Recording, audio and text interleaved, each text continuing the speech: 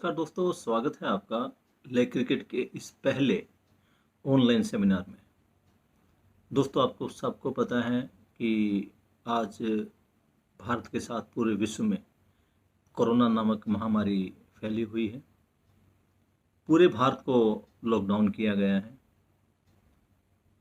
इस लॉकडाउन के समय में हम चाहते हैं कि हमारे साथी फिजिकली मेंटली फिट रहे, घरों पर रहे, सोशल डिस्टेंसिंग का पालन करें। तो दोस्तों, आपको घर बैठे लेग क्रिकेट के आधुनिक और नवीनतम नियमों की जानकारी देने के लिए हमने इस सेमिनार को आयोजन किया है। हम आज पहले भाग में केवल हिंदी मीडियम के जो छात्र हैं, हमारे हिंदी मीडियम के जो हमारे ऑफिशियल्स हैं, एम्पायर हैं, उनके लिए हम हिंदी मीडियम वाला ये सेमिनार आयोजित कर रहे हैं। इंग्लिश मीडियम का जो सेमिनार है वो 31 मई को आयोजित किया जाएगा, ठीक शाम को 5 बजे इसी समय। तो दोस्तों, हम चलते हैं लेग क्रिकेट की इस नई नियमावली को, जिसका हमने नाम दिया है लेग क्रिकेट खेल नियमावली 2020। जी हाँ दोस्तों, 2020 2020 का साल है। इस साल हमने लेग क्रिकेट के कुछ नियमों को चेंज किया है, कुछ नए नियमों को शामिल किया है। उन सभी नियमों की जानकारी हम इस सेमिनार में आपको दे रहे हैं। जितने भी साथी इस सेमिनार में भाग ले रहे हैं उनको बता दूं, आज आपका पहला दिन है। पहले इस दिन में आपको ये ऑनलाइन जो वीडियो है, इस वीडियो के माध्यम से जो लेग क्रिकेट के नियम हैं उनको समझाया जाएगा। आपका दूसरा सेशन होगा कल शाम को 5 बजे ही, जिसमें जूम ऐप पर हम आपका लाइव जो है आमने सामने विचारों का आदान प्रदान करेंगे। आपकी जो समस्याएं हैं उनको सुनेंगे, उनका समाधान करेंगे, आपकी जो क्वेरीज है उनको सुनेंगे। आज इस पहले सेशन में हम केवल आपको जानकारी देंगे। कल आपके जो विचार है, जो आपके प्रॉब्लम्स है, जो आपकी समस्या है, उनको सुनेंगे। उसके बाद एक दिन का आपको समय देंगे ताकि आप इसको, जो हमारी रूल बुक है, उसको अच्छी तरह पढ़ लें।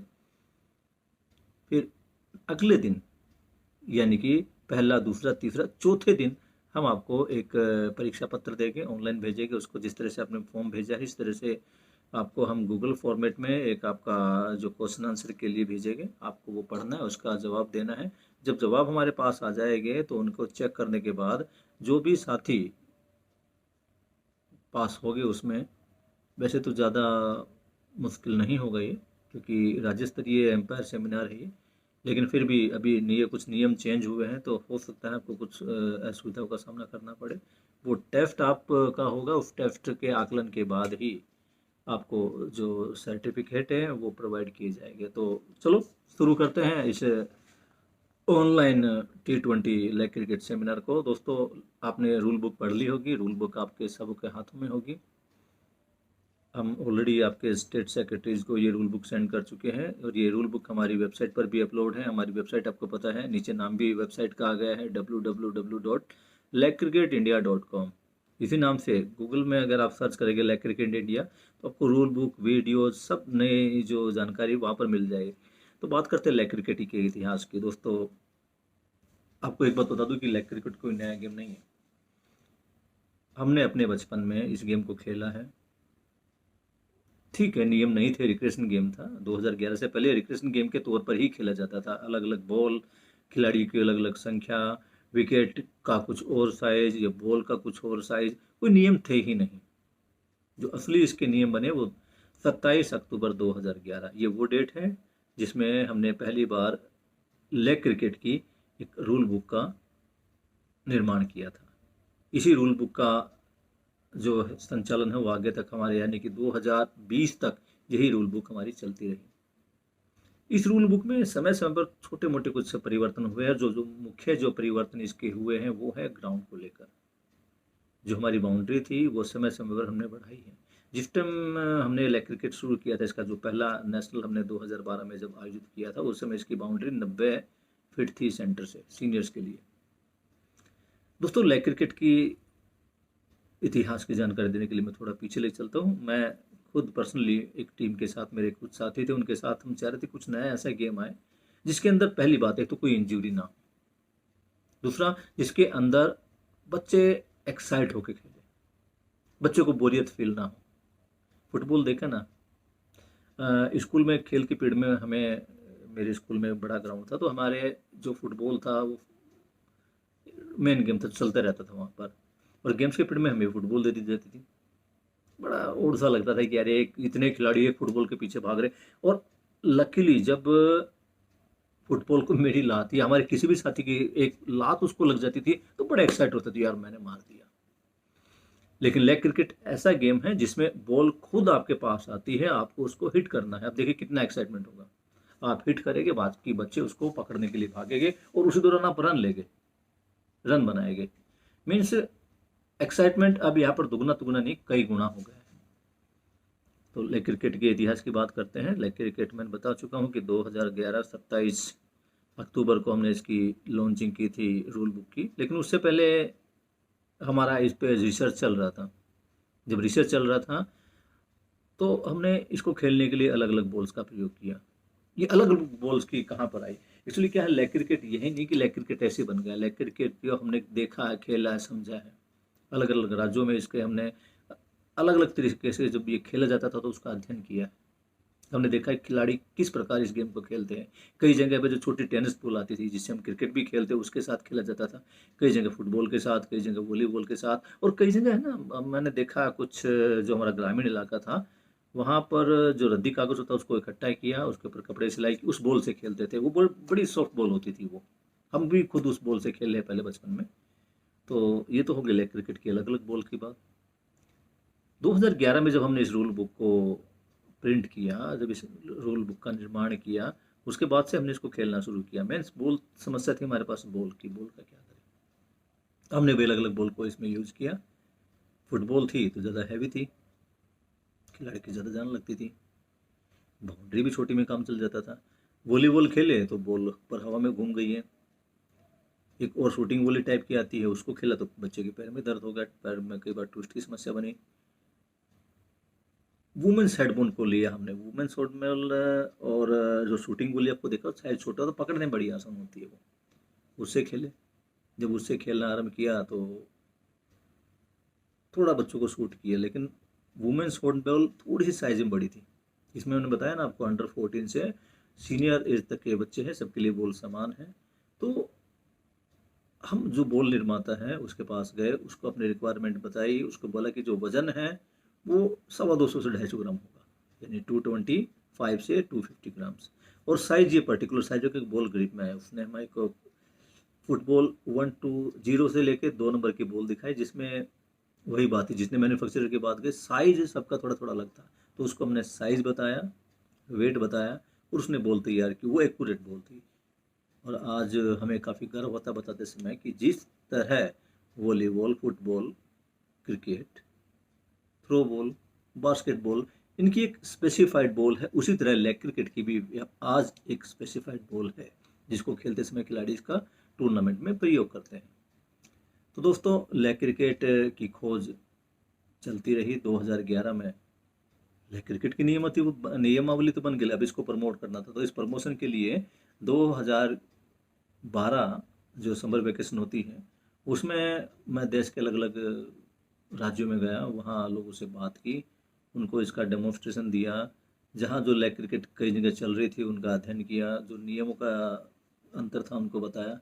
इसी दौरान मेरी जो मुलाकात थी मिस्टर एस नागराज से हुई, जो कर्नाटक के बेंगलोर राज्य में एक शारीरिक शिक्षा अध्यापक, फिजिकल एजुकेशन टीचर थे मेरी तरह ही। मैंने देखा कि वो शख्स भी लेग क्रिकेट को प्रमोट कर रहे थे, काफ़ी साल से मेहनत कर रहे थे, लेकिन रिसोर्सेज की कमी या कुछ आप कुछ भी समझ लीजिए, वो इस गेम को कर्नाटका से बाहर लेकर आए। नागराज जी से जब मेरी मुलाकात हुई, हमने इस गेम को आगे बढ़ाने के लिए बात किया, बिल्कुल चलने के लिए वो हमारे साथ तैयार थे।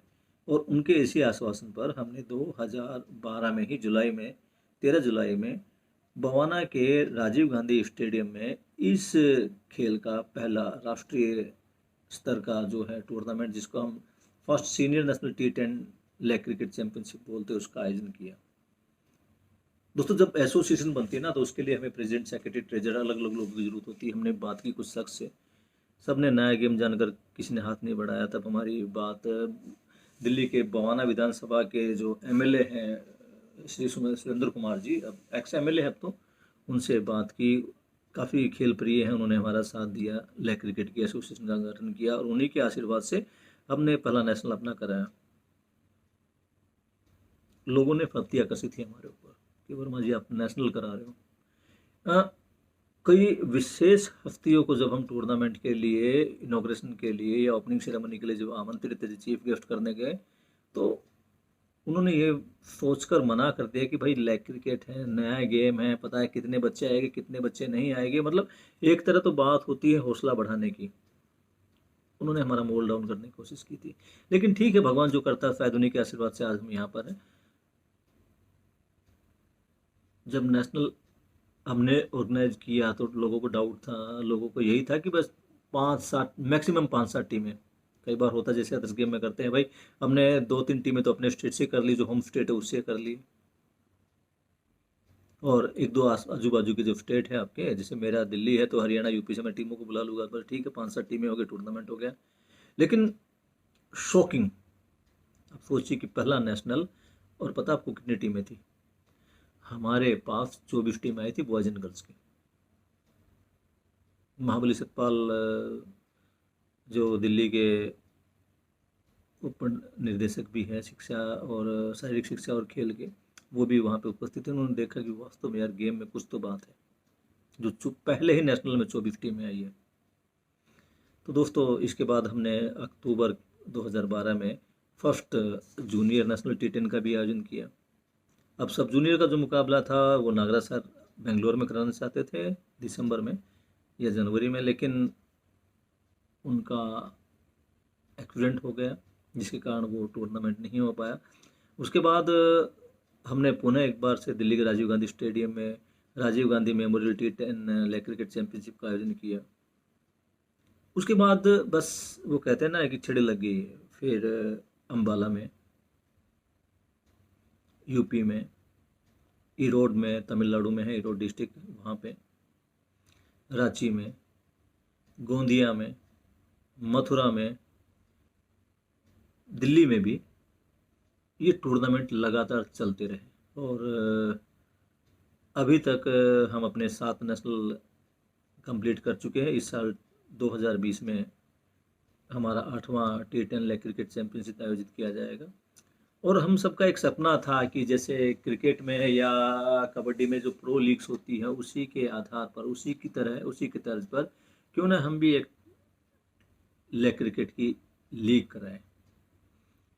और ये डिसाइड भी हो गया था। इस साल जुलाई में दिल्ली में first Indian national T10 league cricket championship होने जा रही थी, जो अब कोरोना महामारी की भेंट चढ़ गई है। इस टूर्नामेंट को अब हम आगे भविष्य में कराएंगे। तो इस साल हमारे पास लेग क्रिकेट के 2 टूर्नामेंट हो गए, एक सीनियर नेशनल और एक T10 अपना जो Indian national T10 league cricket league होने वाली उसका। तो दोस्तों इंडिया के साथ साथ, नेशनल के साथ साथ, हमने Indo Nepal, Indo Bhutan, Indo Nepal tri series और South Asian leg cricket championship का जो इंटरनेशनल अंतर्राष्ट्रीय स्तर पर उनका भी आयोजन किया है। अब बात करते हैं आगे की। जो आगे का जो भविष्य है हमारा, इसी साल 2020-21 का जो सेशन है, इस सेशन में हमारा साउथ एशियन, जो कि नेपाल के पोखरा में होनी थी, वो भी आयोजन का जिम्मेदारी हमारे ऊपर थी, उसको भी आयोजित करना था। लेकिन अब ये जो लगता है जो 20-21 वाला सेशन है, इसको थोड़ा लॉकडाउन के कारण हमें आगे बढ़ाना पड़ेगा। तो अब बात करते हैं दोस्तों, इतिहास हमारा यहाँ पे ख़त्म हो चुका है। हाँ, एक बात और बताना भूल गया, इसमें एक जो टूर्नामेंट है वो हरियाणा के सोनीपत में भी आयोजित किया गया था। अभी रूल बुक मेरे सामने आया है। दोस्तों लेग क्रिकेट की जो फेडरेशन है, लेग क्रिकेट फेडरेशन इंडिया, इसका रजिस्ट्रेशन 2014 में हुआ है। हालांकि हम 2011 से इसको ट्राई कर रहे हैं अलग अलग राज्य में। यही नहीं, हम एक विधिवत तरीके से काम कर रहे हैं। सबसे पहले हमने इंटरनेशनल लेग क्रिकेट काउंसिल को रजिस्टर्ड कराया, उसके बाद हमारी leg cricket federation India registered है, और इसके बाद जो हमारी राज्य स्तरीय इकाइयाँ हैं, जैसे कर्नाटका हो, दिल्ली हो, बिहार हो, उड़ीसा हो, उत्तर प्रदेश हो, केरला हो, इन सभी, महाराष्ट्र, इन सभी एसोसिएशन को हमने रजिस्टर कराया। और भविष्य में जो और भी एसोसिएशन है वो धीरे धीरे रजिस्टर हो रही है। तो आज अगर हम कहें हमारे पास ये लगाइए कि आप 16 से लेके 25-26 स्टेट एक्टिव है जो लेग क्रिकेट का, जहाँ पर संचालन हो रहा है। तो बात करते हैं लेग क्रिकेट की नियमावली की। जो पहला नियम हमारा है वो है खेल का मैदान और उपकरण। जी हाँ दोस्तों, खेल का मैदान और उपकरण। जब हम खेल के मैदान की बात करते हैं तो सबसे पहले हम बात करते हैं पिच की।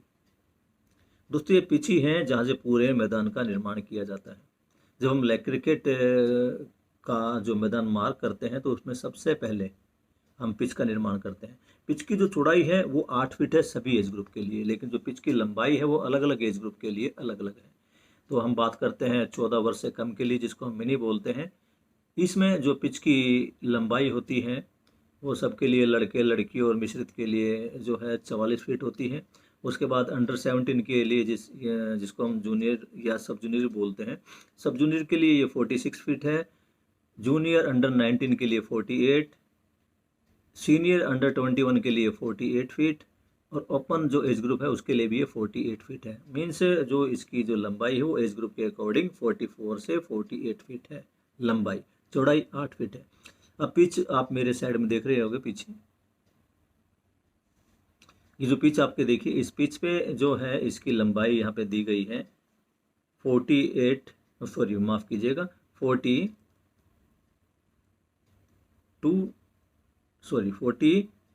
फीट से 48 फीट। जी हाँ, अलग अलग एज ग्रुप के अंदर है। ये 42 दे रखी थी क्योंकि इससे पहले हमारे पास जो एक अंडर 12 एज कैटेगरी होती थी, जिसको हमने अब अंडर 14 में ही कवर कर दिया है। तो अब जो पिच की लंबाई है वो अपना 44 से 48 फीट हो गई है। चौड़ाई इसकी जो है वो 8 फीट है। इस पूरी पिच के बीचों बीच एक रेखा खींची जाती थी। मान लीजिए अगर आपकी जो 44 है तो 22 पे, और अगर 48 है 24 फीट पे आपकी एक सेंट्रल लाइन खींची जाती है। इसी सेंट्रल लाइन के सेंटर से, यानी मध्य रेखा के मध्य से, हम फीते को रख के अपनी जो बाउंड्री है उसको मार करते हैं। बाउंड्री की अभी लंबाई क्या है वो आप आगे आने वाले सेशन में देखेंगे। अभी बाउंड्री वैसे मैं बता दूं आपकी, हमारी 80 से लेके 140 फीट होती है अलग अलग एज ग्रुप के लिए। ये जो पिच देख रहे हैं, इसके पिच के दोनों तरफ बॉलिंग और लैंगिंग एरिया है। इसकी जो लंबाई चौड़ाई है वो 3/8 है, यानी 3 × 8, 3 फीट ये लंबी है और 8 फीट चौड़ी है। उसके बाद हम बात करेंगे स्टम्प्स की। स्टम्प्स जो हम क्रिकेट में हैं वही स्टम्प्स यूज़ करते हैं, लेकिन थोड़ा सा डिफरेंट है यहाँ पे इसके प्लेसमेंट का। जब क्रिकेट के अंदर जो विकेट को गाड़ा जाता है तो उनका जो टोटल डिस्टेंस है वो 9 इंच के आसपास का होता है, जबकि लेग क्रिकेट के अंदर ये पूरा 1 फीट होता है। आपको एक बात और बता दूं, लेग क्रिकेट के अंदर जितनी भी मेजरमेंट है वो फीट के अंदर है। अब हम बात करेंगे गेंद की। मैं बॉल के बारे में बता चुका हूँ कि अदर्स गेम की तरह ब्लैक क्रिकेट की भी एक स्पेसिफाइड बॉल है, एक अलग से बॉल है जिसका वजन 250 से 250 ग्राम होता है। और इसका जो साइज़ होता है लगभग लगभग 0 से 2 नंबर फुटबॉल के बीच का होता है। ये अगर कहीं इमरजेंसी और आपको ये बॉल ना मिल रही हो तो आप अपनी अकॉर्डिंग जो बॉल आपके हथेली में इजीली से आ जाए, 0 नंबर, 1 नंबर, 2 है, उसके आप यूज़ कर सकते हैं। नहीं तो आप जो वुमेन्स शॉट बॉल है उसको भी यूज़ कर सकते हैं। वुमेन्स शॉट बॉल और जो हमारे लेग क्रिकेट की बॉल है काफ़ी सिमिलर है वो। हम बात करेंगे बाउंड्री की। बाउंड्री जो हमारे पास है वो मैंने बताया पिच के सेंटर से नापी जाती है, और अंडर 14 के लिए ये 80 से 90 फीट, बॉयज़ के लिए ये पूरा आप देख लीजिए, चार्ट मेरे पीछे साइड में बना हुआ है, आप देख लीजिए। इस पे पूरा लिखा हुआ है जो अंडर 14 है वो 80 से 90 फीट है, 17 है वो 100 फीट है, अंडर 19 के लिए 120, और अंडर 21 और सीनियर्स के लिए, सीनियर्स में माफ चाहिए, अंडर 21 को सीनियर बोलते हैं। यहाँ पे अंडर 21 और ओपन दोनों के लिए जो बाउंड्री होगी वो 120 से 140 फीट होगी। जी, आप बाउंड्री का पीछे चित्र भी देख सकते हैं। ये जो बाउंड्री है इस पे आप देख सकते हैं बिल्कुल बीचों बीच पिच है, सेंटर लाइन है, उसी के सेंटर से एक ही रेडियस खींची गई है जो 80 से 140 फीट है। हम रेडियस की बात कर रहे हैं यहाँ पे। अब बात आती है खिलाड़ियों की वेशभूषा। एक बात बता दूं आपकी, पूरी टीम की जो स्पोर्ट्स वियर है वो एक जैसा होना चाहिए। इसमें क्या क्या है, अगर आप गर्मी में खेल रहे हैं तो आप एक अपना टी शर्ट, साथ में निकर, निकर कंफर्टेबल, अगर आप कंफर्टेबल फील कर तो निकर पहन सकते हैं। अदरवाइज आप पजामा भी पहन सकते हैं, जो जिसको हम ट्रैक पैंट बोलते हैं। जूते, अभी 2020 से पहले कुछ खिलाड़ी अपनी सुविधा के अंदर अनुसार जूते निकाल देते थे और वो बगैर जूतों के खेलते थे, उनको आसानी लगती थी शायद खेलने में ऐसा। लेकिन अब सबके लिए जूते पहनना जरूरी है, और जूते भी आपके स्पोर्ट्स शूज हैं, स्पोर्ट्स शूज, फुटबॉल शूज नहीं। 2011 से ही लेग क्रिकेट के अंदर फुटबॉल शूज, जिसको हम स्टड्स बोलते हैं, ये प्रतिबंधित है। इनका खेल में इस्तेमाल नहीं किया जाता। अब बात चलते हैं फुटबॉल सॉक्स की। जो खिलाड़ी निकर में खेल रहे हैं वो चाहे तो फुटबॉल सॉक्स पहन सकता है। फुटबॉल सॉक्स, शूज़ नहीं, फुटबॉल सॉक्स जो अपनी जुराबें आती हैं वो स्पोर्ट्स शूज़ में पहन के खेल सकता है, अगर वो निकर का इस्तेमाल कर रहा है। लेकिन अगर वो ट्रैक पैंट का इस्तेमाल कर रहा है तो उसको फिर उनकी जो सॉक्स की ज़रूरत नहीं रहेगी। रूल बुक में भी देखिए आप, लिखा हुआ है स्टड्स आर नॉट अलाउड। इसमें डायग्राम में फ़ोटो भी दिए गए हैं कि जहाँ पे जो स्पोर्ट्स शूज़ है वो टिक है राइट का, और जो फुटबॉल शूज़ है उसके ऊपर नहीं, मीन्स ये नॉट अलाउड का वहाँ पे है। अब हम बात करते हैं सेकंड रूल्स की। जो लेग क्रिकेट का सेकंड रूल है वो है टीम और खिलाड़ियों के विषय पर। मैं बता दूं आपको, लेग क्रिकेट एक टीम गेम है जिसके अंदर 2 टीमें पार्टिसिपेट करती है एक समय में। दोनों टीम्स में कम से कम 11 खिलाड़ी, माफ़ कीजिएगा, 11 खिलाड़ी मेन प्लेयर और 4 एक्स्ट्रा प्लेयर होते हैं। पहले हमारे पास एक नियम था कि लेग क्रिकेट में केवल वही टीम पार्टिसिपेट कर सकती है जिसके अंदर मिनिमम 11 प्लेयर्स हैं। जी हाँ, कम से कम 11 प्लेयर। लेकिन अब इस नियम को चेंज कर दिया गया है। अब मैदान में घुसने के लिए, खेलने के लिए आपको 11 की नहीं, केवल 9 प्लेयर की ज़रूरत है। यदि आपकी टीम में 9 प्लेयर भी हैं तब भी आप लेग क्रिकेट गेम खेल सकते हैं। हाँ, अगर 9 से कम है तो फिर सामने वाली टीम को वॉक ओवर दे दिया जाएगा, आपको खेलने का मौका नहीं मिलेगा। तो दोस्तों, यहाँ जो मैच का आरंभ होने से पहले दोनों जो कैप्टन्स हैं वो अपने अपने प्लेयर्स की लिस्ट एम्पायर को और स्कोरर को दे देंगे। एम्पायर उस लिस्ट की टैली करेगा। ध्यान रहे, इस लिस्ट में मैच आरंभ होने के बाद कोई भी फेरबदल नहीं किया जाएगा। तो आगे बात करते हैं कैप्टन की। हर टीम का एक कैप्टन होता है। मैच के दौरान अगर कैप्टन के साथ कुछ प्रॉब्लम होती है तो जो वाइस कैप्टन है वो अपनी टीम का संचालन करेगा। अब बात करते हैं कैटेगरीज की। इसमें जो हमारे पास जो कैटेगरीज होती है वो 3 होती है। पहली बॉयज, दूसरी गर्ल्स और तीसरा मिक्स। जो मिक्स कैटेगरी है इसके अंदर हमें जो अपना प्लेयर्स हैं उनकी जो संख्या वो 50-50 होगी, यानी कि 11 प्लेयर हैं तो 5 लड़के 5 लड़कियां। जो 11th प्लेयर हैं वो लड़का लड़की कुछ भी हो सकते हैं।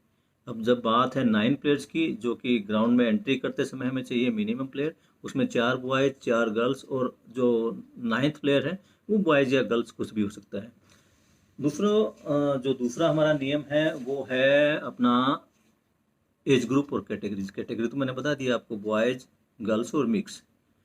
अब एज ग्रुप की बात करते हैं। एज ग्रुप को हमने 2 पार्ट में डिवाइड करते हैं। 2 तरह के हम टूर्नामेंट कराते हैं।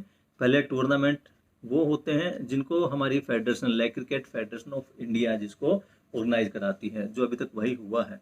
दूसरे हमारे टूर्नामेंट होते हैं जिनको हमारी जो एफिलेटेड यूनिट है, school sports and cultural activities federation of India, वो कराती है। तो उसके जो एज ग्रुप है और जो फेडरेशन के एज ग्रुप हैं दोनों अलग अलग हैं। जो फेडरेशन के एज ग्रुप है वो इस प्रकार है। पहला जो एज ग्रुप है अंडर 14 मिनी, अंडर 17 सब junior, under 19 junior, under 21 senior, और एक अलग से ग्रुप है ओपन ग्रुप, जिसको हम ओपन ग्रुप या मेंस या वुमेंस बोलते हैं। उसके बाद जो school sports and cultural activity, जैसे कि नाम से इसमें केवल स्कूल के बच्चे खेलते हैं तो स्कूल वाले नियम चलते हैं। स्कूल के अकॉर्डिंग इसमें हमारे पास अंडर 14 सब जूनियर, अंडर 17 जूनियर और अंडर 19 सीनियर टीमें खेलने को आती है। इनको हमने 3 भागों में बांटा है। कैटेगरीज में बता चुका हूँ आपको पहले ही, बॉयज़, गर्ल्स एंड मिक्स। अब हम बात करेंगे टाइप्स ऑफ मैचेज, यानी मैचों के प्रकार। तो दोस्तों, मैच को हमने ओवर के आधार पर बांटा है। पहला T5, माफ़ कीजिए, 5 ओवर के मैचेज, जिसमें दोनों टीमों को 5-5 ओवर खेलने को मिलते हैं। मोस्टली यही स्वरूप हमारे स्टेट लेवल या कई बार जब टीमें ज़्यादा हो जाती है तो नेशनल लेवल में हम इसी स्वरूप को देखते हैं। दूसरा हमारा स्वरूप है T10। T10 मतलब 10 ओवर इस टीम को और 10 ओवर इस टीम को, दोनों को 10-10 ओवर दिए जाते हैं। एक और होता है T20। T20 चैंपियनशिप का आयोजन मैं बता दूं, लेग क्रिकेट के इतिहास में अभी तक तो हमने कभी नहीं कराया है। T10 और T5 जो हमारे टूर्नामेंट होते हैं, अगर हमारा लीग टूर्नामेंट है तो T10 चलता है, और लीग कम नॉकआउट है तो उसमें T5 अपना 5 ओवर का, और जो फाइनल और सेमीफाइनल वो 10 ओवर के कराए जाते हैं। आपको लगता होगा कि भाई ओवर की संख्या बहुत कम है, 5 ओवर में क्या करेगा। दोस्तों अब मैं कहता हूँ आप खेलिए, जो आप इस टूर्नामेंट को खेलेंगे तो ये 5 ओवर ही काफ़ी भारी पड़ जाते हैं। कई बार तो इस 5 ओवर में ही पूरी टीम आउट हो जाती है, और अगर टीम स्ट्रोंग है तो आप एक भी खिलाड़ी को आउट नहीं कर पाओगे 5 ओवर में। ऐसा हुआ है। दिल्ली की टीम में हमारे कुछ खिलाड़ी थे, धर्मेंद्र है, विकास है, सूरज है, ये ऐसे खिलाड़ी थे कि अगर ये जोड़ी शुरू में आ गई तो आउट ही नहीं होती थी। जो हमारा, मैंने बताया आपको, महाराष्ट्र कल्याण में हमारा जो फर्स्ट 2012 में भवाना के बाद जो अगला मैच था वो अपना जूनियर नेशनल था T10 कल्याण में। उसमें एक अलग ही तरह का इतिहास था। जो दिल्ली की लड़कियां थी उन्होंने हरियाणा की लड़कियों को हराया। जानते स्कोर क्या था? टोटल स्कोर 15 रन, 15 रन पे ऑल आउट। ये अपने आप में आज तक का लेग क्रिकेट का सबसे कम स्कोर है। तो हमने जो इसको मैचों को डिवाइड किया है ओवर के आधार पर, ये अनुभव के आधार पर किया है। पहले जब हम स्टार्टिंग थे तो हमने T10 को लिया था, यानी 10 ओवर का, लेकिन 10 ओवर बहुत ही लंबे पड़ते थे उस टाइम पे, बहुत ही ज़्यादा समय लेते थे, और टीमें जो थी वो 2-3-4 ओवर में आउट हो जाती थी। तो T10 का तो कोई सवाल ही नहीं रहता उस टाइम पे। अब हम बात करेंगे स्कोर की, रन कैसे बनते हैं। देखिए, रन सिस्टम मोस्टली क्रिकेट की तरह ही है। इसमें पहला होता है रनिंग बिटवीन द विकेट, जिसको हम कहते हैं भाग कर रन लेना। बॉल आई, उसको हिट किया, बॉल दूर गई, और जब तक बॉल वापस बॉलर के पास या विकेट कीपर के पास आए तब तक वो भाग के रन, दोनों विकेटों के बीच में भाग के रन लेते थे। दूसरा है चौका, क्रिकेट की तरह इसमें भी, फॉर अगर आपकी जो हिट की हुई बॉल वो जमीन को टच करके बाउंड्री क्रॉस करती है तो चौका है। अगर डायरेक्ट हवा में बाउंड्री क्रॉस करती है तो छक्का, जिसको हम 6 बोलते हैं। क्रिकेट की तरह इसमें भी ओवर थ्रो के रन है। ओवर थ्रो आप समझते हैं कि भाई बॉल फेंकी, निशाने पर लगी नहीं, इधर उधर निकल गई, उस बिटवीन में भी वो चाहे तो भाग के रन ले सकते हैं। एक चीज़ और बताना चाहूँगा, इसमें शॉर्ट रन काउंट नहीं होता। कई बार क्या करते हैं खिलाड़ी, जल्दबाजी में अपना जो लेगिंग एरिया उसको टच किए बिना उससे पहले वापस भाग के आ जाता है, तो उस रन को हम काउंट नहीं करेंगे। पहले एक नियम था हमारा कि अगर कोई प्लेयर शॉर्ट रन लेता है तो उसका एक भी रन काउंट नहीं होगा। मीन्स मान लीजिए उसने हिट किया रनिंग बिटवीन द विकेट में, उसने 3 रन ले लिए और 3 में से 1 रन शॉर्ट था, तो वो तीनों के तीनों रन उसके काट दिए जाते थे। अब ऐसा नहीं है। T20 जो नियमावली में अभी हमने चेंज किया है वही है कि जो शॉर्ट रन लेगा वही उसका कटेगा, चाहे वो 1 ले चाहे 2 ले। अब उसके पूरे रन नहीं कटेंगे।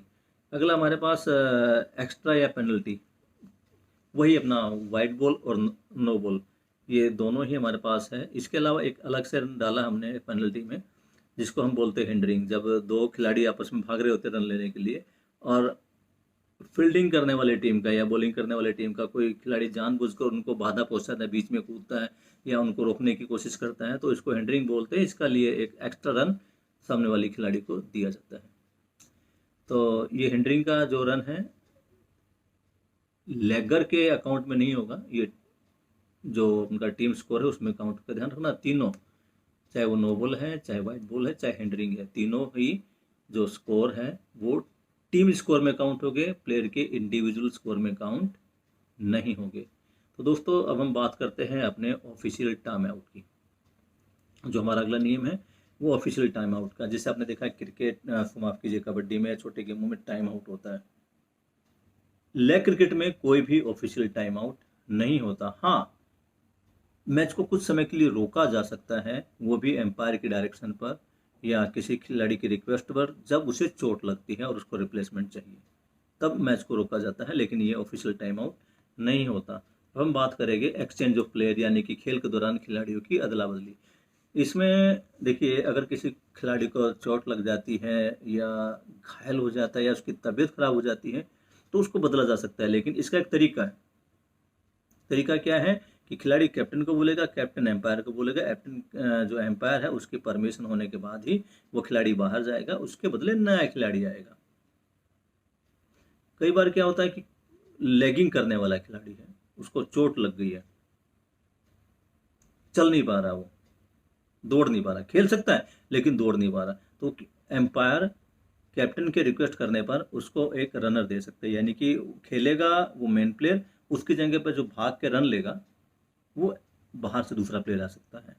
तीसरा है, एक और बता दें आपको, अगर कोई खिलाड़ी को चोट लग गई है, उसे कोई प्रॉब्लम है, तो वो डायरेक्ट बगैर एम्पायर को बताए हुए बाहर नहीं जाएगा। अगर वो चला जाता है तो उसे ग्राउंड आउट कर देंगे, बाहर है वो, उसके जगह पे एक्स्ट्रा प्लेयर भी नहीं मिलेगा।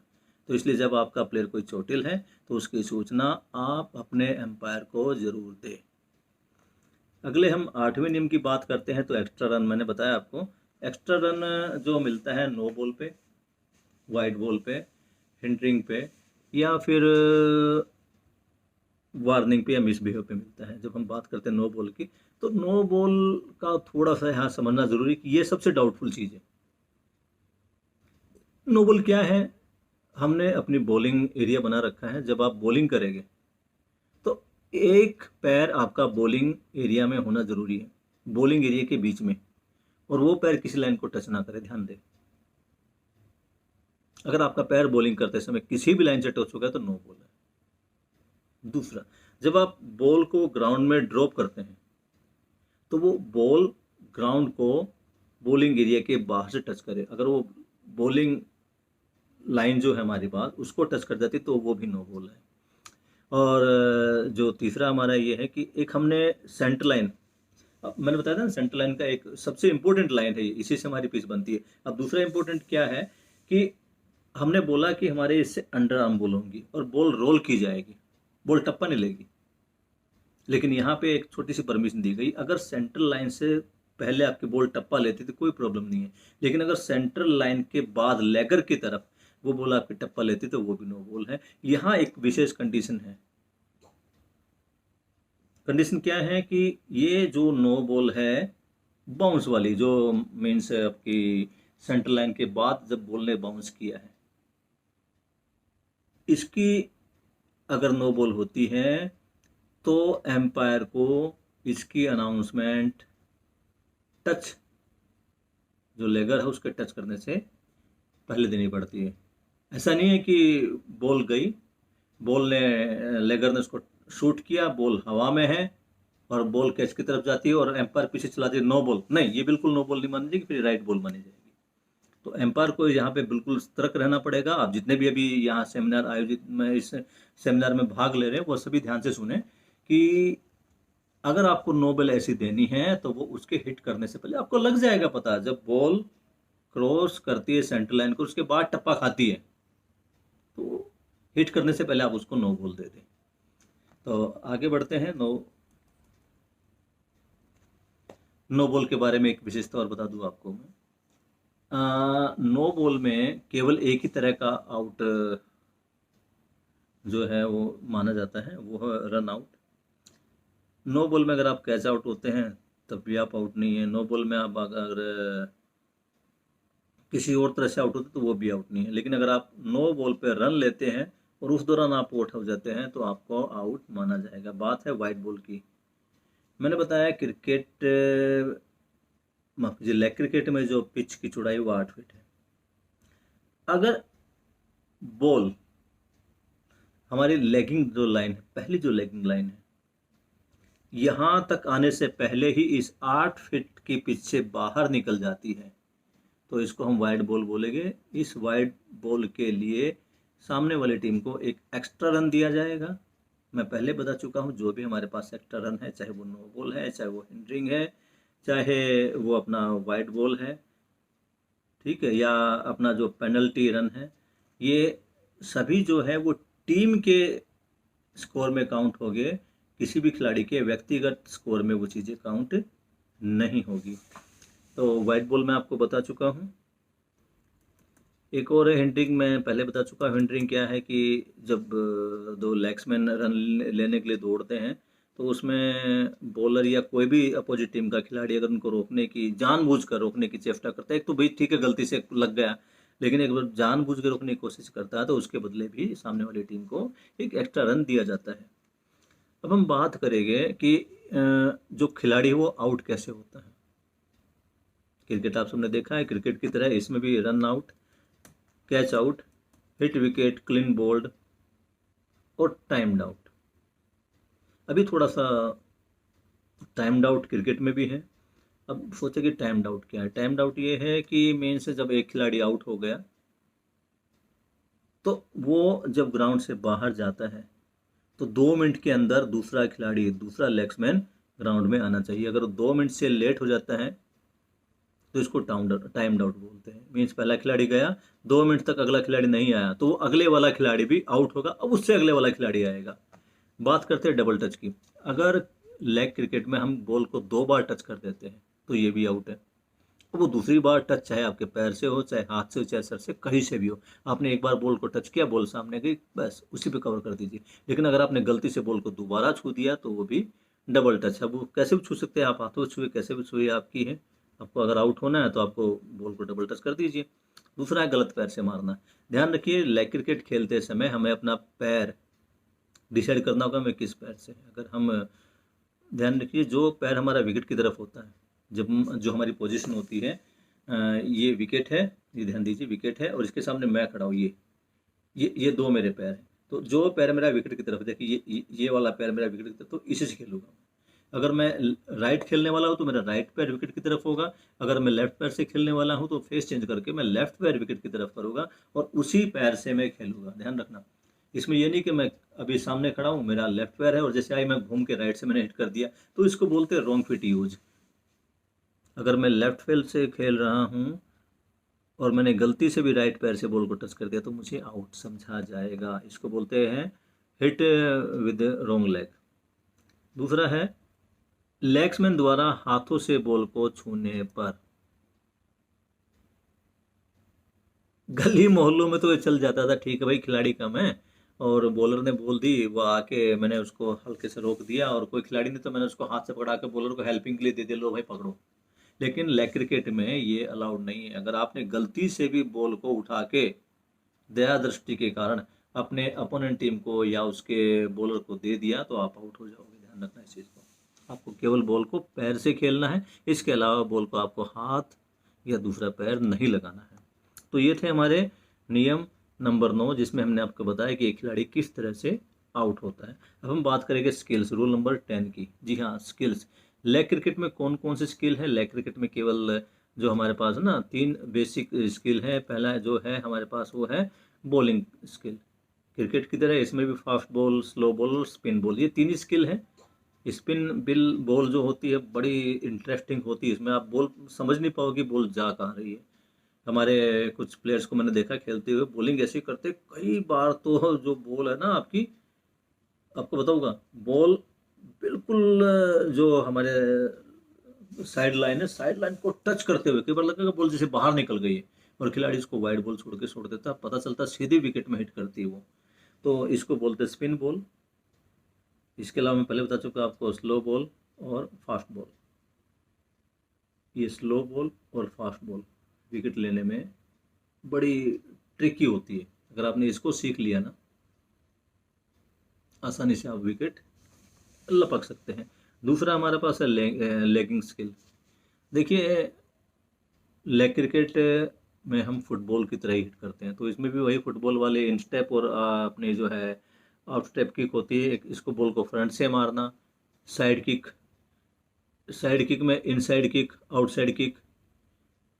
और ये अलग स्किल में जो आपको बताने जा रहा हूँ, ये अपना चौथे नंबर पे डी में जिसको दिया गया है, ये है एडी से मारना।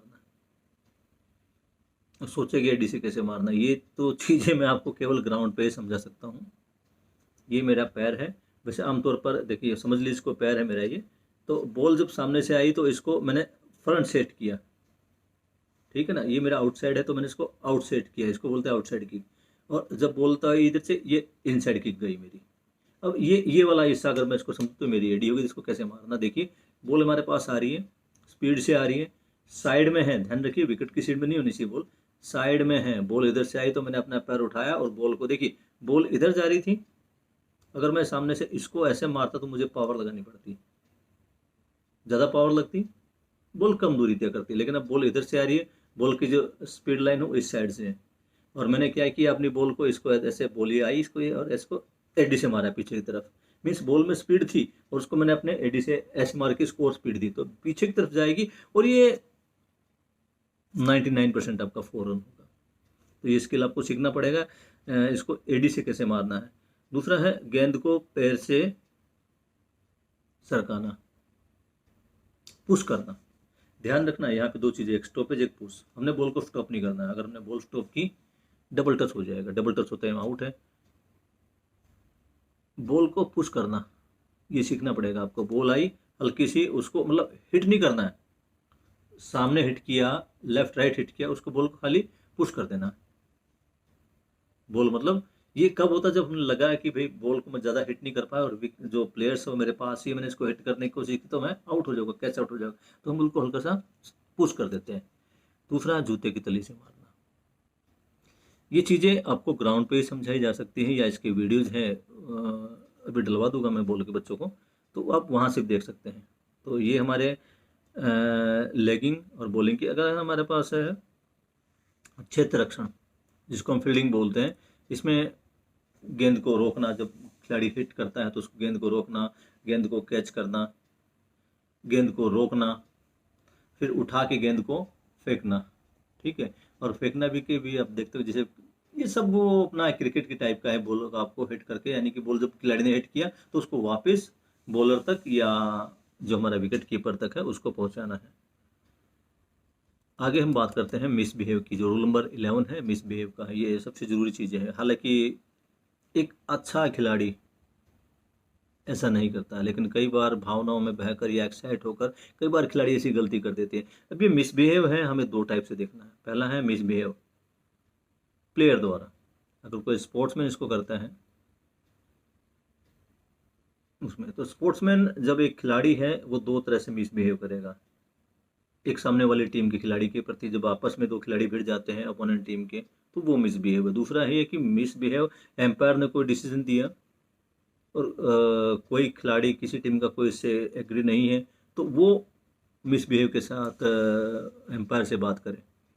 तो दो तरह का मिसबिहेव हमने देखा है यहाँ पे। पहले टाइप में प्लेयर द्वारा, एक खिलाड़ी को और दूसरा ऑफिशियल को। तो इसमें क्या होता है कि अगर कोई खिलाड़ी मिसबिहेव करता तो उसको एम्पायर वार्निंग देगा, एक वार्निंग, दो वार्निंग, और तीसरी वार्निंग में उसको चाहे तो वो एम्पायर उसको बाहर बिठा सकता है।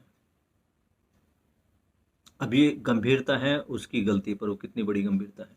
मतलब अगर वो ज़्यादा मिसबिहेव करता है तो उसे एक मैच के लिए, उससे ज़्यादा करता है पूरी सीरीज के लिए, अगर एम्पायर चाहे तो उसको ग्राउंड से बाहर बिठा सकता है। अब बात आती है कोच की। अगर कोई कोच मिसबिहेव करता है, कोच है या टीम मैनेजर है, कई बार है ना हम देखते हैं, मैं खुद अपनी बताता हूँ, तो मेरे बच्चे गलत खेलते तो मुझे भी गुस्सा आता है, मैं भी उनके ऊपर चिल्लाता हूँ या उनको डायरेक्शन देता हूँ बाहर से। तो इसी प्रकार भावना में आके कोई प्लेयर जब उसको माफ़ कीजिए, कोई कोच अपने टीम को कोचिंग दे रहा है या शाउट कर रहा है या एम्पायर के डिसीजन से वो एग्री नहीं है, एम्पायर के साथ लड़ रहा है, तो ये चीज़ें बिल्कुल क्रिकेट में बर्दाश्त नहीं की जाती। एम्पायर पहली बार कोच को समझाएगा, ठीक है, अगर वो अपना व्यवहार जारी रखता है तो एम्पायर के हाथ में सबसे बड़ी पावर। अब देखिए पहला जो था उसमें तो आपको जो प्लेयर से प्लेयर का था उसमें तो उसको बाहर बिठा दिया, लेकिन अगर कोई कोच ऐसी गलती करता है, एक बार मना करने के बाद अगर कोच नहीं मानता, फिर से मिसबिहेव करता है, तो सामने वाली टीम को यहाँ पर जो एम्पायर है वो सीधे 6 रन पेनल्टी के रूप में दे सकता है, और ये जो 6 रन है वो टीम के स्कोर में काउंट हो गए। ये अलग से ये अभी हमने चेंज किया, क्योंकि कई बार देखा है कुछ जो टीम कोचेज है वो ऑफिशियल के ऊपर हावी होने की कोशिश करते हैं। तो for the sake of the security and decision making power of umpire, यानी कि जिसकी एम्पायर की जो निर्णय देने की क्षमता है उसको बढ़ाने के लिए हमने यहाँ पे 6 रन की पेनल्टी अपोनेंट टीम पर ठोकी है। और आपको एक और चीज़ बता दूं मैं आपको, मैच के दौरान किसी भी टीम का कोई भी कोच या टीम मैनेजर ग्राउंड के अंदर नहीं आ सकता। अगर कोई कोचिंग करता है या किसी खिलाड़ी पे शाउट करता है या एम्पायर के साथ मिसबिहेव करता है और वो ग्राउंड के अंदर घुस जाता है, तो उसे वार्निंग भी नहीं दी जाएगी, सीधा उसके ऊपर 6 रन का वो कर सकता है। तो आप कोशिश कीजिए कि जो टीम का जो कोच है वो बाहर ही रहे, काउंट, अगर उसको कोई गाइडेंस देनी भी है तो बाहर एक कोने से दे दे, वैसे देना भी अलाउड नहीं है। एम्पायर के अलावा कोई भी डिसीजन मेकिंग पावर नहीं है। अगर किसी को कोई डायरेक्शन देनी है कोचेज को तो बाहर रहे, इसमें हम बिल्कुल भी उसको अलाउड नहीं करते। अब हम बात करते हैं, ये सबसे इम्पोर्टेंट जो है 12 नंबर का जो रूल है, ये हमारे पास है ऑफिशियल और उनके अधिकार। जो हमारे पास अब ये देखना पड़ेगा कि कौन कौन से ऑफिशियल हैं। लेग क्रिकेट के अंदर हम कुल मिलाकर 3 तरह के ऑफिशियल लेते हैं। पहले एम्पायर जिनकी संख्या 2 होती है, दूसरा स्कोरर ये भी 2 होते हैं, और तीसरा होता है एक रिकॉर्ड कीपर। ये रिकॉर्ड कीपर पूरे टीम का, पूरे मैचेस का बॉल टू बॉल रिकॉर्ड रखता है। तो हम बात करते हैं एम्पायर की। बता चुका हूँ कि 2 एम्पायर होते हैं हमारे पास। एक जो एम्पायर होता है वो मेन एम्पायर होता है, दूसरा एम्पायर साइड में रहता है। क्रिकेट की तरह ही होता है सब, एम्पायर का जो सेटिंग है अपना सेटिंग है वही पे है। इनका काम क्या होता है, इनकी ड्यूटीज क्या है? इनकी ड्यूटीज है पहले, सबसे पहले टॉस कराना। टॉस कराने के बाद दोनों जो प्लेयर्स हैं उनका आमने सामने खड़ेगा, दोनों का इंट्रोडक्शन कराएगा। मैच शुरू होने से पहले दोनों विकेट की और पिच की जांच करेगा। अगर उसमें लगता है कि पिच में कोई प्रॉब्लम है या इक्विपमेंट में कोई प्रॉब्लम है तो उनको चेंज कराएगा। उसके बाद सॉरी उसके बाद वो मैच का संचालन करेगा। जो भी हमारी ये जो रूल बुक है इसके अकॉर्डिंग वो इनका नियमों के अनुसार मैच का संचालन कराएगा। दोनों मैच जो रेफरी अपने अपने स्थान पर, जो निर्धारित स्थान है वहाँ पर खड़े होकर मैच का संचालन करेंगे। अगर किसी भी एम्पायर को कोई डाउट है तो कोई भी डिसीजन देने से पहले वो दोनों आपस में डिस्कस करेंगे, उसके बाद डिसीजन देंगे। दूसरी चीज़ वो एक बार होती है, कई बार हम टूर्नामेंट खेल रहे हैं, वेदर कंडीशन ठीक नहीं है या लाइटिंग ठीक नहीं है, तो इस बात का जो सारा फैसला वो एम्पायर ही करेंगे। कोई भी टीम का जो कैप्टन है या कोच है उनको बाधित नहीं कर सकता। अगर उनको लगता है कि लाइटिंग ठीक है या मौसम ठीक है, हवा ठीक है, ज़्यादा तेज़ आंधी नहीं है या हवा ज़्यादा तेज़ नहीं है, तो वो मैच को कंटिन्यू रख सकते हैं। तो ये जितनी भी वेदर को लेके डिसीजन है वो सब एम्पायर को लेने हैं। अब बात करते हैं थर्ड एम्पायर की।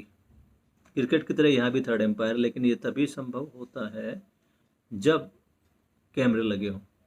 तो कैमरे लगे हैं तो उस कंडीशन में हम थर्ड एम्पायर को भी डिसीजन के लिए बोल सकते हैं। अब बात होती है स्कोरर की। ये जो स्कोरर होते हैं ये मैंने जो मुख्यतः इनका काम हो स्कोर शीट को भरना होता है। इनकी संख्या 2 होती है। ये ग्राउंड से बाहर बैठते हैं। ये हर बॉल और हर रन का रिकॉर्ड, यानी बॉल टू बॉल और run to run record score sheet में भरते हैं। इनके अधिकार और कर्तव्य की बात करो तो इनका काम क्या है। ये सबसे पहले जो भी मैनेजमेंट है उनसे अपना जो स्टेशनरी का आइटम है जिसमें score sheet, paper, pen, rubber और पेंसिल, ये सब अपना इनके टेबल पे मैनेज करेगी, अपना उनको लेकर रखेगी। दूसरा ये है कि ये मैच स्टार्ट होने से पहले जो टॉस हुआ उस टॉस को होने से पहले दोनों ही कैप्टन से या टीम इंचार्ज से जो प्लेयर की लिस्ट है वो लेके अपने पास रख लेंगे, और उसके बाद चेकिंग करेंगे कि क्या ये प्लेयर वही है जो खेल रहे हैं। दूसरा है वो जो स्कोरर है वो आपका हर बॉल का, हर खिलाड़ी का, इंडिविजुअल भी और टीम का भी, run to run, wicket to wicket, ball to ball ध्यान रखेंगे। अब यही वो लोग हैं जो एंट्री करते भी एक प्लेयर ने कितने चौके लगाए, कितने छक्के लगाए, या एक प्लेयर ने कितने विकेट ली, ये सब मेंटेन हमारे 2 स्कोरर करते हैं। तीसरा हमारे पास रिकॉर्ड कीपर है। ये रिकॉर्ड कीपर क्या करता है, जो भी हमारे पास डाटा हमने बनाया है, जो भी स्कोर शीट हमने भरी है, जो चीज़ हमारे पास है, जैसे मैच खत्म हुआ स्कोरर से ये लेके अपने पास रख लेगा। तीसरा हमारे पास है, अब इसकी हम आखिरी नियम पर आ गए हैं जिसको हम बोलते हैं टाई। ये एक मैच के अंदर बड़ी ही विवादास्पद स्थिति होती है, और ये तब उत्पन्न होती है जब दोनों ही टीमें सेम स्कोर काउंट करती है। सेम स्कोर समझते हैं ना आप, मतलब दोनों ही टीम ने, मान लीजिए पहली टीम ने 120 रन बनाए, दूसरी ने भी 120 बना दिए। अब डिसीजन कैसे करें, तो इसको हम बोलते हैं, ऐसी दशा को, ऐसी अवस्था को हम बोलते हैं टाई। लेग क्रिकेट के अंदर टाई ब्रेक करने के 3 मौके मिलते हैं। अगर जो पहले जो 5 ओवर या 10 ओवर का मैच था दोनों टीमें बराबर स्कोर करती हैं तो उनको यहाँ दोनों टीमों को एक अतिरिक्त ओवर दिया जाता है जिसको हम प्राइम ओवर बोलते हैं। ये जो प्राइम ओवर है ये डिसाइड करेगा कि विनर कौन है। इस प्राइम ओवर में क्या होता है कि दोनों टीमों को मैक्सिमम 3 विकेट खोकर ज्यादा से ज्यादा रन बनाने हैं। मीन्स 3 की जगह अगर चौथी विकेट पड़ गई तो वो अपने आप ही हार जाएगा। तो हमें विकेट बचाते हुए खेलना है और ज्यादा से ज्यादा रन स्कोर करने हैं। लेकिन अगर यहां भी टाई हो जाता है, मतलब पहले भी टाई और इस प्राइम ओवर में भी टाई, तो हम अब आगे बढ़ते हैं नियम नंबर 13.2 की तरफ, जिसमें हम दूसरी बार टाइम होने पर भी एक डिसाइडर ओवर देते हैं, जिसको हम निर्णायक ओवर बोलते हैं। अब ये प्राइम ओवर से अलग है। प्राइम ओवर में क्या था कि हमें विकेट का ध्यान रखना, यानी कि 3 से ज़्यादा विकेट नहीं गिरनी है, मैक्सिमम 3 विकेट गिर सकती हैं, मतलब विकेट भी कम से कम गिरे और रन भी ज़्यादा से ज़्यादा बने। ये था प्राइम ओवर में। अब ये जो हमारे पास डिसाइड ओवर है, इसमें क्या है, इसमें आप चाहे कितनी विकेट गिरे ना गिरे कोई मतलब नहीं, इसमें जो भी टीम ज़्यादा रन बनाएगी विकेट लूज करके या विकेट बगैर लूज करे, इसमें जो डिसाइड होगा वो रन से डिसाइड होगा। मतलब इस एक ओवर में, जिसको हम डिसाइडर ओवर बोलते हैं, जो टीम सबसे ज्यादा रन बनाएगी आपस में वो टीम विजेता हो जाएगी।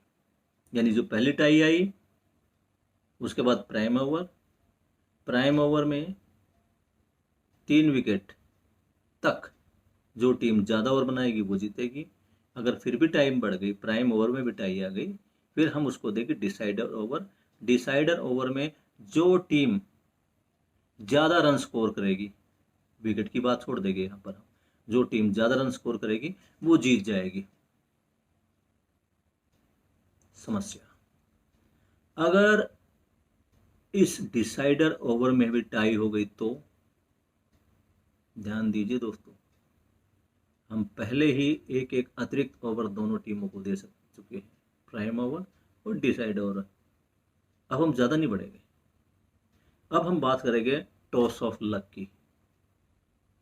मेहनत के आधार पर तो दोनों टीमें बराबर रही। अब हम बात करेंगे टॉस ऑफ लक की। दोनों टीमों को बुलाएंगे, कैप्टन को बुलाएंगे, उनका टॉस किया जाएगा। टॉस में जो टीम जीत गई उसे ही विजेता घोषित कर देंगे। हालांकि आज तक लेग क्रिकेट में ऐसी कंडीशन नहीं आई,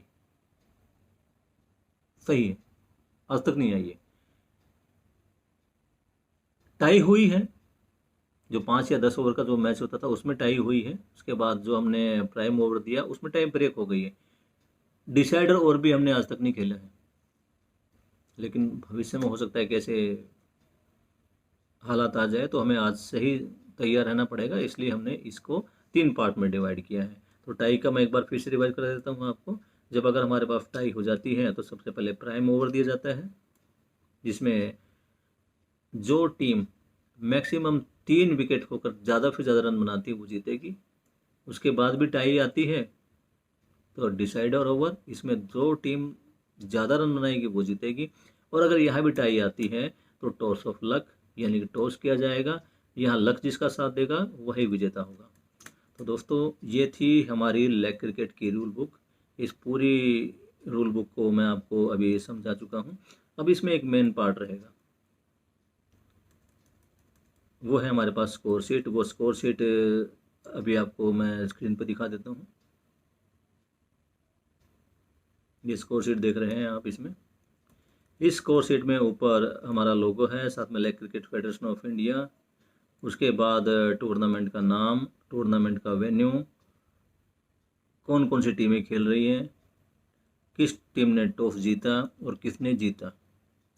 उसके बाद सीरियल नंबर है, 1 से 11 तक खिलाड़ियों की संख्या यहाँ पे दी गई है। उसके बाद बैट्समैन का नाम दिया गया है। उसके बाद अलग अलग कॉमन कॉर्नर में, ये अलग अलग खाने के अंदर ये स्कोर भरे हुए इंडिविजुअल देखिए आप, हर खिलाड़ी के सामने हमारे पास स्कोर हमने डाल रखे हैं। अब एक खिलाड़ी कितने रन बनाता है उसके सामने ये जो रन है, ध्यान रखिए, ये रनिंग बिटवीन द विकेट है, इसमें चौका छक्का शामिल नहीं है।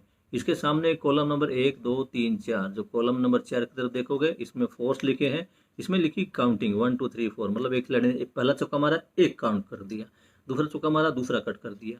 तो हमें पता चलेगा एक खिलाड़ी ने कितने चौके मारे। उसके आगे जो कॉलम है वो 6 का है, यानी कि एक खिलाड़ी ने कितने छक्के लगाए हैं। तो अभी तक हम बात कर रहे हैं किसकी, अभी तक हम बात कर रहे हैं लेग्समैन की जो स्कोर शीट हमें कैसे भरनी है।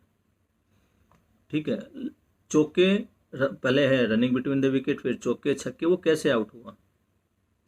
अगर कोई खिलाड़ी लेग्समैन आउट होता तो वो आउट कैसे हुआ, उसे आउट किसने किया, अगर वो कैच आउट हुआ है तो वो कैच किसने ली। उसके बाद टोटल, यानी कि एक खिलाड़ी ने कितने टोटल रन बनाए, running between the wicket plus 4 into total number of 4, यानी कि कितने चौके लगाए उसको 4 से गुना करना है, वो टोटल में उसमें। उसके बाद कितने छक्के लगाए उसको 6 से गुना करके इन सबको जोड़ के टोटल में उसका लिखना है। और लास्ट में एक एक खिलाड़ी का जब हम करते हैं तो हमारे पास लास्ट में जो आता है वो आता है टीम का स्कोर। ठीक है दोस्तों, अब आगे बढ़ते हैं हम इसी में।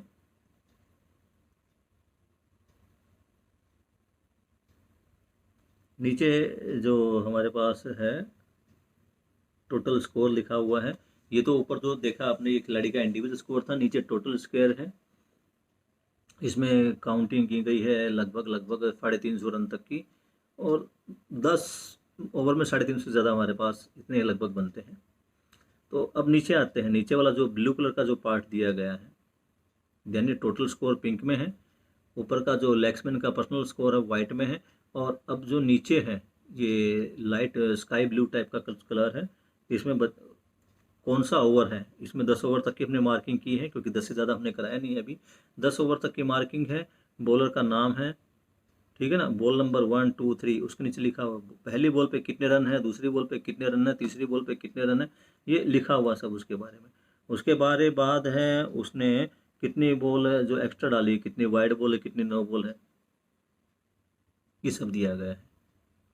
यानी कि बॉल टू बॉल, पहली बॉल पे आपने 4 रन दिए तो 4 लिख दिया, दूसरी बॉल पे आपने 1 दिया वो लिख दिया, तीसरी बॉल आपकी 9 बॉल थी तो 9 बॉल उसके आगे काउंट करके लिख देंगे, पहली 9 बॉल उसके आगे लिख देंगे, तीसरी बॉल 9 बॉल थी।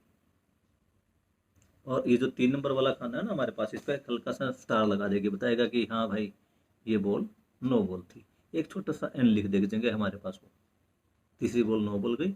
उसके बाद जो तीसरी बॉल थी उसको दोबारा दिएगा, उस पर कितने रन आए वो सब वहाँ पे हम काउंट करके लिख सकते हैं। मुझे पता है कि यहाँ पे आप लोगों को कुछ डाउट होगा कैसे भरना है, तो कल जो हमारा जूम पे सेशन होगा हम वहाँ पर इसको ले सकते हैं। तो आगे बढ़ते हैं, आगे है फॉल ऑफ विकेट। ये हमारे पास सीरियल नंबर है, 10 खिलाड़ियों के नाम हैं, नेम ऑफ द लेग्समैन, कितने रन पे आउट हुआ और उसने कितने रन बनाए। अब किसने आउट किया था वो हम खिलाड़ी के सामने लिख चुके थे। अब नीचे जो है वो बॉलिंग टीम का है, तो ये खिलाड़ी का है, ओवर लिखा हुआ अपना सीरियल नंबर है 10 खिलाड़ियों के, कौन से ओवर में किसने, ये सब यहाँ पे डाटा दिया गया है। फिर हमारे पास जो लास्ट कॉलम है जो येलो कलर से दिया गया है ये ऑफिशियल्स है, इसके अंदर एम्पायर का नाम, स्कोरर का नाम, उनके साइन, नीचे डिसीजन लगा है कौन सी टीम विन की है। उसके बाद मैन ऑफ द मैच, यानी कम से कम बॉल्स पे किसने ज़्यादा रन बनाए हैं या किस खिलाड़ी ने ज़्यादा विकेट ली है, यहाँ डिसाइड होगा मैन ऑफ द मैच का, वो इस स्कोर शीट में नीचे लिख दिया जाएगा। तो दोस्तों ये थी हमारी लेग क्रिकेट की रूल बुक। ये रूल बुक मेरे अकेले की देन नहीं है, इसके लिए जो हमारे पूरी टेक्निकल कमेटी है वो काम करती है। Leg cricket federation of India की एक टेक्निकल कमेटी है जिसके अंदर हमारे पास कुछ सीनियर्स प्लेयर हैं, कुछ नेशनल इंटरनेशनल एम्पायर्स हैं, और कुछ फेडरेशन द्वारा डिप्यूटेड हमारे जो है टेक्निकल सेक्रेटरीज हैं, उन सबका योगदान है, तब इस लेग क्रिकेट का जो है क्या कहते हैं इसको यार, पब्लिकेशन हुआ है। तो इन सभी की मदद से इस नियमावली का जो निर्माण हुआ है, मैं उन सबको धन्यवाद देता हूँ। इसमें मेरे साथ मैं जेपी वर्मा, जैसे आपको इंट्रोड्यूस दे चुका हूँ, मैं जेपी वर्मा हूँ और मैं ही इसी लेग क्रिकेट गेम का फाउंडर और leg cricket federation of India और इंटरनेशनल लेग क्रिकेट काउंसिल का जनरल सेक्रेटरी हूँ। मेरे साथ हमारे साथी है जो अपनी leg cricket federation of India के टेक्निकल सेक्रेटरी है मिस्टर रजत कंकर, जो अभी प्रेजेंट में है, और इनके साथ ही इस रूल बुक के निर्माण में एक महत्वपूर्ण भूमिका निभाई है मिस्टर देवराज सिंह ने। देवराज सिंह जी हमारे जो है एक्स टेक्निकल सेक्रेटरी हैं, अभी वो जॉइंट सेक्रेटरी की पोस्ट पर विराजमान हैं। इसके अलावा हमारे जो सीनियर मोस्ट और नेशनल और इंटरनेशनल एम्पायर है मिस्टर सलमान खान, प्यार से सैम बोलते हैं हमें, इन ये जो हमारी टेक्निकल टीम है इसका इस रूल बुक के निर्माण में बहुत बड़ा हाथ है। मैं धन्यवाद देता हूँ इन सबको और आज के इस सेशन को यहीं पर समाप्त करता हूँ मैं। अगर इसमें कुछ बात आपको समझ ना आई हो, कुछ डाउट हो, तो अपने डाउट को आप नोट कर लीजिए। कल इन डाउट पर हम जूम क्लास में बात करेंगे। Thank you.